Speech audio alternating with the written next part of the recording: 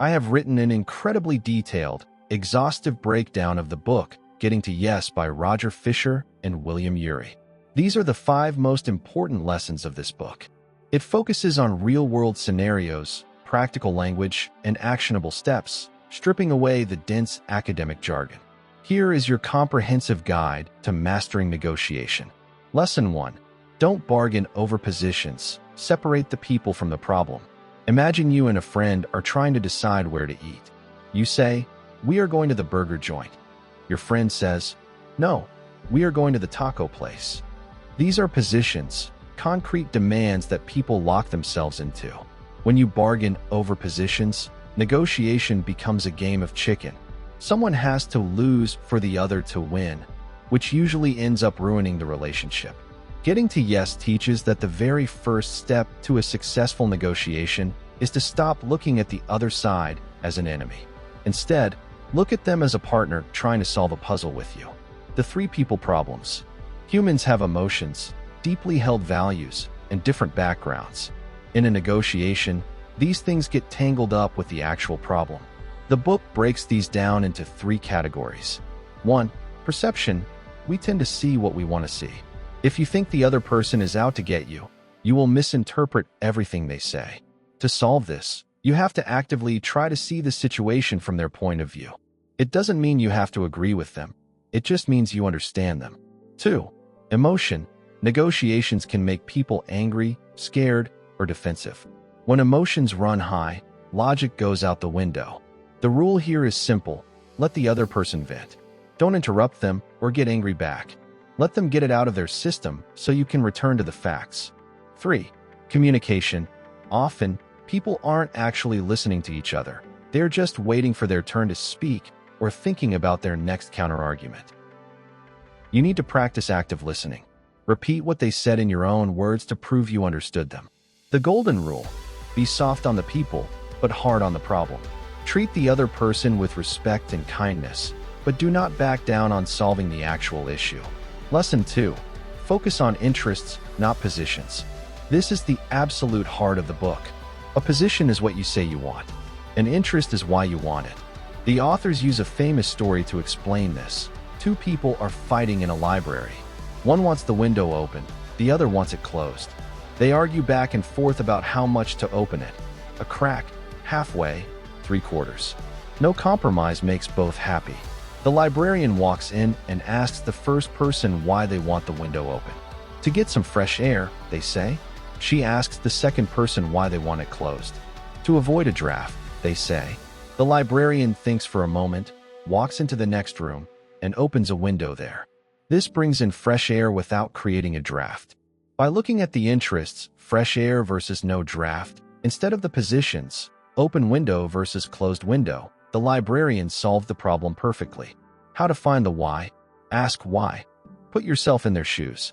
Why are they asking for that specific thing? Ask why not. Think about what is stopping them from agreeing with you. What are they afraid of losing? Realize people have multiple interests. The most powerful interests are basic human needs: security, financial well-being, a sense of belonging, and control over one's life. When you prepare for a negotiation, write down a list of your interests and a list of their interests. Look for where they overlap. Lesson 3. Brainstorming creative solutions. In most negotiations, people assume the pie is fixed. If you get a bigger slice, I get a smaller slice. But good negotiators know how to make the pie bigger before cutting it. People fail to come up with creative options because of 4 big mistakes. 1. Judging too quickly, dropping an idea immediately because it sounds silly. 2. Searching for a single answer, thinking there is only one right way to solve the problem. 3. Assuming the pie is fixed, believing that a win for you must mean a loss for them. 4. Thinking solving their problem is their problem. If you want an agreement that works for you, you have to come up with an agreement that also appeals to them. The brainstorming process. To fix this, hold a brainstorming session where you separate coming up with ideas from judging them. Step 1. Invent. Sit down and write out as many wild, crazy, and creative solutions as possible. No one is allowed to say that's a bad idea during this phase. Step 2. Evaluate. Once you have a long list, look through them together. Highlight the ones that look promising and start tweaking them to make them realistic. Look for wins for both sides. Look for things that are low cost for you to give, but high value for them to receive. Lesson 4. Insist on using objective criteria. What happens when your interests directly conflict? For example, you are selling a car and want $5,000. The buyer only wants to pay $4,000. If you just argue back and forth, it becomes a battle of wills. Whoever is stubborn wins, which feels unfair and leaves a bad taste in everyone's mouth. The solution is to use objective criteria. This means basing the agreement on fair, independent standards that have nothing to do with what either side wants. Examples of independent standards. Instead of guessing or fighting, look at market value. What are similar cars selling for on trusted websites? Scientific research or expert opinion? Professional standards or law? Costs. What does it actually cost to make or fix this?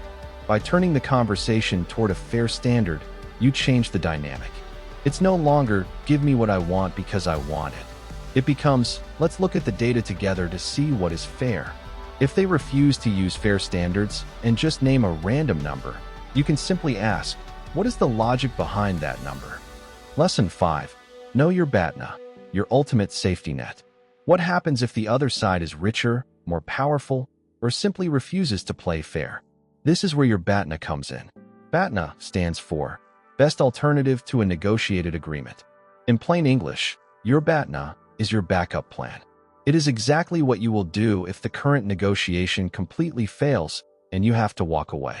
Why your BATNA is your superpower. If you walk into a job interview and you don't have any other job offers, you have a weak BATNA. You might accept a really low salary because you are afraid of having nothing. But if you walk into that same interview with 2 other job offers already in your pocket, you have a strong BATNA. You aren't afraid to ask for a better salary, because if they say no, you can easily walk away to a great backup option. Protect yourself.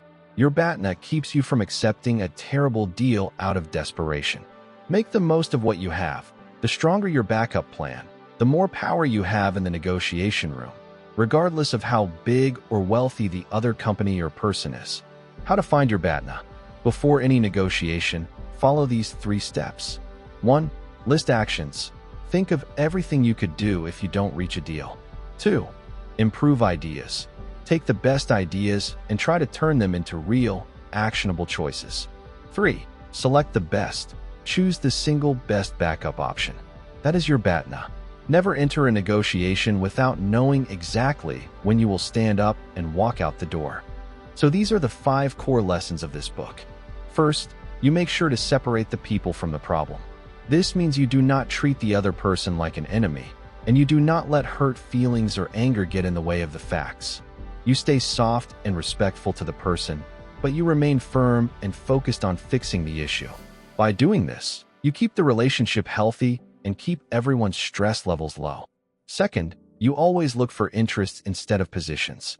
You stop arguing about what you or the other person demands on the surface.